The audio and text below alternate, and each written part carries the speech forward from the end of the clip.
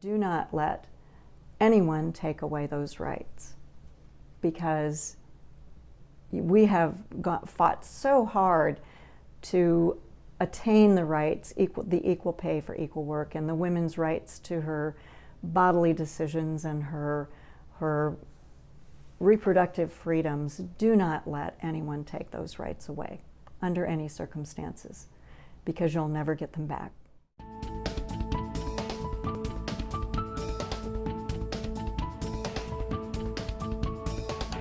I'm a product of the 1960s and the women's revolution, along with the civil rights revolution, and I was right in there in the throes of the revolutions, thinking that I'm just as smart as any man.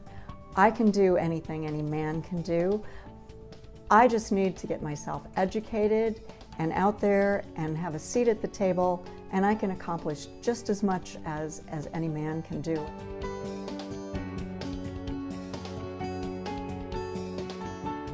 My grandmother taught me to garden and to sew and to fish and to observe nature and to love one another, but not be dependent upon a man.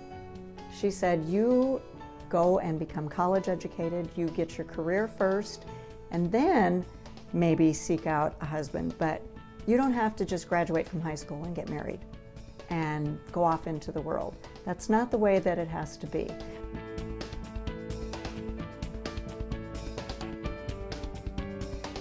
I began my teaching career then in 1970 as a secretary and as a special education aide.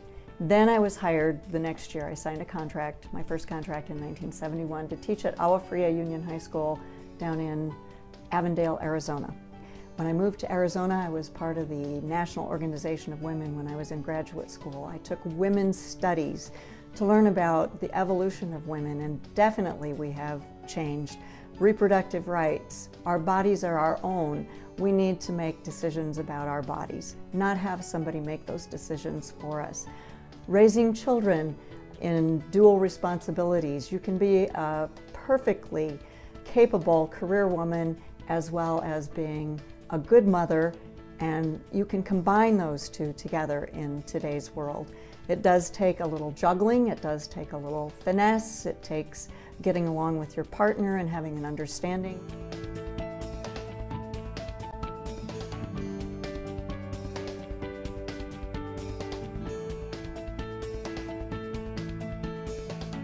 I was very concerned about the path that politics was taking in South Dakota. So I said yes, but I got into the race late. And I signed on the very last day that you could, which was August 8th, up in the courtroom. And I turned around and I looked to see who was there supporting me, and just about everyone was about 80, with very few exceptions. And I thought, oh my goodness, girlfriend, you are really on your own in this one. In 2006, I got 46%, and that was enough to encourage me to say enough people would support me.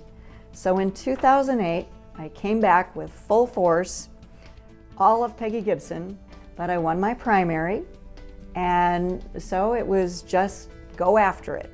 I did everything that one needs to do to run a campaign. I ran again in 2010, which was a bad year for Democratic women, but I weathered the storm, and then I ran again in 2012, and I was the #1 vote getter in all of the statewide election in this county. So I'm very proud of that. I was never a partisan person, and I have many friends across the political spectrum, and I represent everyone equally.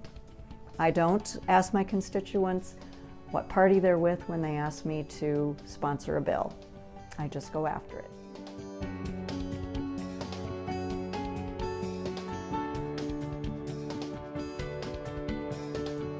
Certainly to do some things that make life better for my daughter and my granddaughter, and set them up so that their priorities are for women's issues and making the world a better place to live, cleaning up our environment, to make sure that our elderly are taken care of.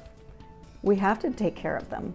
We can't let them starve to death, and they have to have rooms that are clean and people that are that care about them and will handle them properly.